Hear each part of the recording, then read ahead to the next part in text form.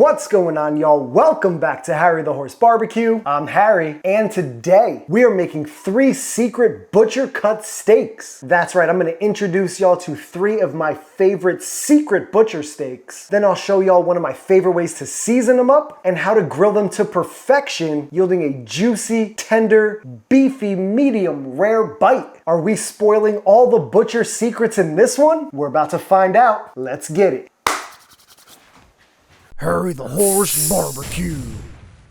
Now, one of my favorite things to cook for a weeknight dinner or cook for a special occasion is steak. It's beefy, fatty, tender, and it satisfies that carnivorous craving that lives inside most of us. One of the best things about cooking steak is how quickly it cooks. Essentially, you can sear it off over hot coals or in a nice pan, build a beautiful crust, cook it to that perfect medium rare, and you're good to go. Another great thing about steaks is how many different cuts of steak you can get from a cow and how unique and different each cut actually is. Depending on where the cuts come from on the cow, the steaks are going to vary in their internal marbling, their texture, their tenderness, their beefy flavor. The world of steaks is so versatile to explore, so it might be a good idea to kind of break away from those ribeye steaks, filet mignons, and New York strips. Although those 3 cuts of steak are beautiful and super delicious, their rise in popularity have resulted in prices to soar through the roof. Now, we can get some pretty equally delicious cuts that are a wee bit cheaper, but how would you know how to cook any of these secret cuts if you've never cooked them before? But grilling these steaks off starts with last night, where I dry brined these steaks, so let's head back to last night.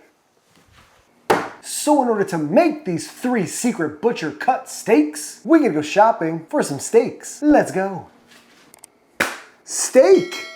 Now I picked up these 3 beautiful steaks from my guys over at Marbled Meat Shop. Although each one of these is extremely marbled, the marbling in each cut is slightly different, along with their size, shape, where they come from on the cow, which result in different types of flavor, texture, and that ultimately leaves us with 3 different steak eating experiences. So enough horsing around, let's get these steaks out of the pack.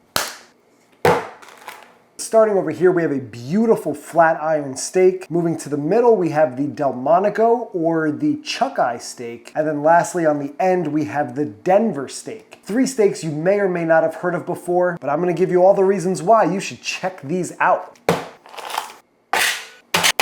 Now these are some big old thick daddy steaks. And I know you saw the marbling, but keep taking it in because those steaks are ridiculous. Since these cuts might be unfamiliar, let's start by talking where each cut comes from on the cow and what kind of flavor profile you're gonna be getting with each steak. Now the flat iron has gained a lot of popularity over the years, especially nowadays with restaurants like Leroy and Lewis smoking up the whole flat iron or the whole top blade. But the flat iron steak is originally part of the top blade roast, which comes from the chuck portion of the cow. The flat iron is actually the bottom portion of the top blade, and what the butchers do is they separate out the 2 muscles and remove a big band of sinew that runs between the 2. After the filleting is done, the bottom portion becomes the flat iron steak and the top portion becomes the top blade steak. The incredible marbling in this flat iron steak actually allows it to be the second most tender cut on the entire cow, right behind the filet mignon, so you get a nice amount of marbling, great tenderness, and super rich beefy flavor. Moving to the center steak is the chuck eye steak, also known as the Delmonico steak. This steak is a low-cost alternative to the ribeye steak and is also extremely tender. The chuck eye steak comes from the upper shoulder of the cow, which most butchers refer to as the chuck primal. So this cut is also coming from the chuck portion of the cow, but it's a great cut for steak because it includes portions of the ribeye. Ribeyes tend to come from the 6th to the 12th ribs of the cow, but the chuck eye actually comes from the 5th rib, so it neighbors the ribeye. This proximity means the chuck eye steak shares many characteristics of the ribeye, and you gotta know that there's only 2 of these per cow. And then lastly, we have the Denver steak. It may also be known as the chuck underblade steak because this steak is cut from the center of the underblade. The Denver steak ends up being quite tender compared to other steaks that are cut from the same region. Since this is coming from the chuck, which is the shoulder of the animal, that shoulder is doing a lot of work, which means most cuts from the shoulder end up being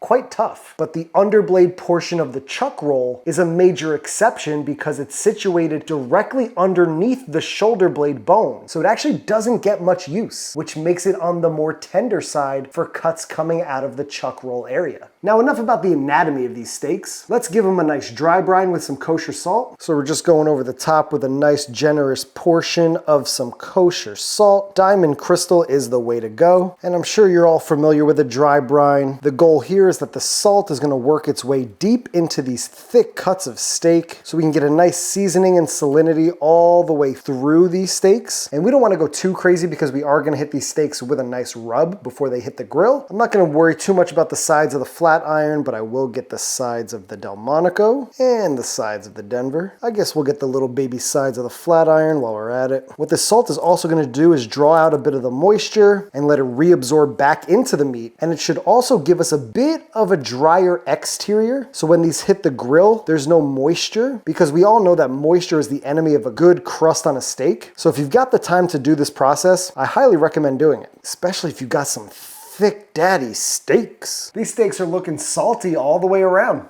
So these steaks are ready for their dry brine and they're gonna head to the fridge overnight. Now these steaks are sitting on an elevated wire rack. The elevation of the wire rack is gonna allow the cold air of the refrigerator to circle all the way around the steaks to help dry the exterior out just a little bit while that salt continues to penetrate each steak. So off to the fridge, and I'll catch y'all back tomorrow to grill these off.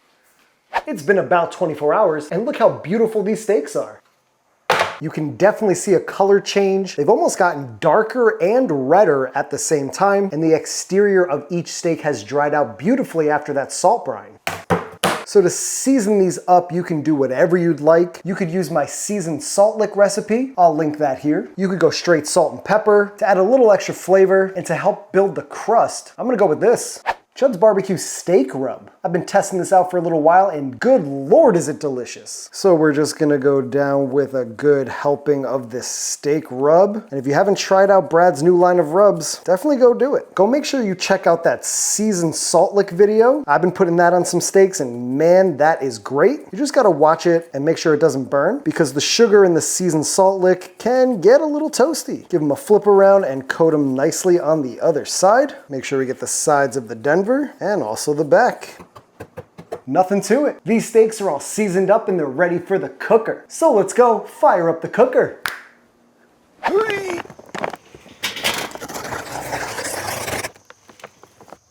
Sweet.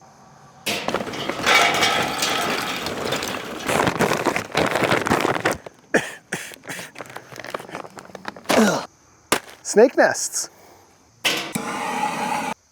Gotta let the coals get hot. Hey, that slow and sear is gonna get hot.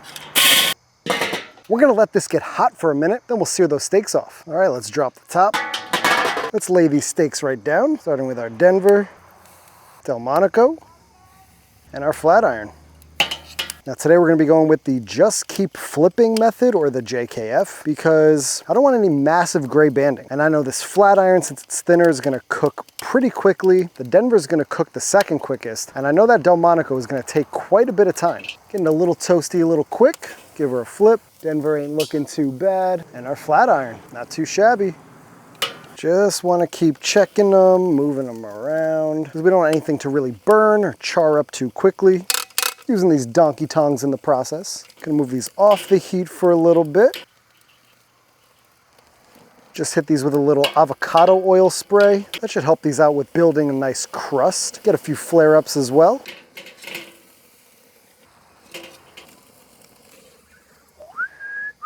These are looking good. I'm just gonna intermittently throw these over the coals to continue to build that crust, let them rest. These are some big steaks, but you know, you could sear, move them off, sear, move them off, just like I'm doing, continuously flipping them in the process.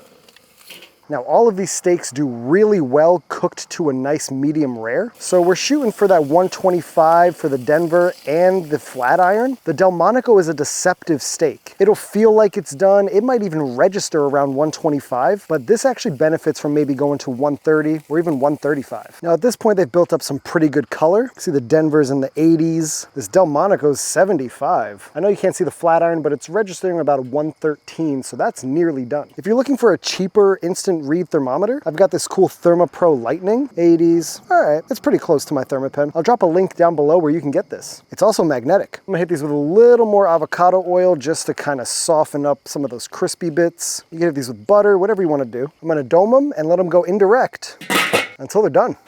Whew, these steaks are smelling amazing. Let's start slicing them up. I'm gonna start slicing into these based on the order that they cooked in. Let's start with the flat iron. Look at that perfect cook on there. And I swear that thing is cutting like butter. Here's a little internal shot. The fat is looking interesting because this has sat for a little bit. Let's take a little taste of this. Oh my goodness. It's so tender, super beefy, full of flavor. Dare I say this flat iron is not horsing around? So many people sleep on the flat iron. It is so incredibly good. My God. It's a very close tenderness to a filet, but it's got some structure and integrity similar to like a New York strip. And this is salted perfectly all the way through. And that Chud's barbecue steak rub goes perfectly on the outside, adding a bit of savoriness and depth of flavor. Goodness gracious, this is not horsing around. Let's move on to the Denver. Man, that Denver slices beautifully, and look at the cook on that. Perfect medium rare going on there. Here's a little cross section looking so beautiful, and it's just still very like squishy. It's got a good give to it. Let's give this slice a little taste test. Wow. It's got a real nice fattiness and juiciness, almost like you're eating into a ribeye. It's got a little less beefiness than the flat iron, but very tender. The texture is completely different. Think about if you're eating like the ribeye cap. It's almost got that sort of texture. If you can find these, definitely pick them up. Let's move on to the last steak we got, which is the Delmonico. Bam, Delmonico or chuck eye. This guy I cook quite often because it's relatively cheap at my butcher, but it is so tricky to cook properly. You can see it almost looks like a big ribeye cap. There's a few different muscles going on here where you have some fat that kind of lines in between the muscles. If you do pick one of these up, I highly recommend your butcher tying it up. That'll prevent the muscles from separating when you're grilling it. Snip that baby open. Beautiful, almost edge to edge, medium rare on that cut. This is a great steak because you're gonna get a variety of donenesses throughout this steak. It's got that ribeye look and texture for sure. We gotta go in for this one. Guys, don't sleep on the Delmonico. This thing is ridiculous. If you want ribeye, but a little bit cheaper, this is the absolute way to go. It's got a good amount of chew to it without it being chewy. Man, it's thick, it's rich, it's fatty. But as y'all can see, as I slice into the interior of the steak, we're into more of that medium rare territory. Yeah, that's not horsing around. Everything you want in a ribeye is in this Delmonico. These butcher cut steaks are so good, I just can't stop. Eeny, meeny, miny, It really doesn't matter if it's the flat iron, the Delmonico, or the Denver, they are not horsing around. Hold your horses. These secret butcher steaks are ridiculously good. Now I must say each one of these steaks was grilled to perfection. Speaking of, I broke the biggest rule of grilling. I didn't have a beer. Goodness, I needed that. A crisp cold Canadian Pilsner hits the spot every time. All this steak is making me want to take a nap. So I'm gonna go sleep this one off and dream of some steaky lyrics. Here we go. Whoa, I'm feeling great from all that steak in this dream. Cool. Yeah, okay. Grilled some butcher steaks if you don't know what I mean. Delmonico in Denver, yeah, that flat iron was mean. I know you saw that marbling, they're anything but mean. Eat them by the dozen like a box of Krispy Kremes. Hit them with the salt thing, rest them overnight. Chud's barbecue steak, rub is tasting right. Grill them on the kettle, slice them up and take a bite. Sub to the channel, thank the horse and say goodnight.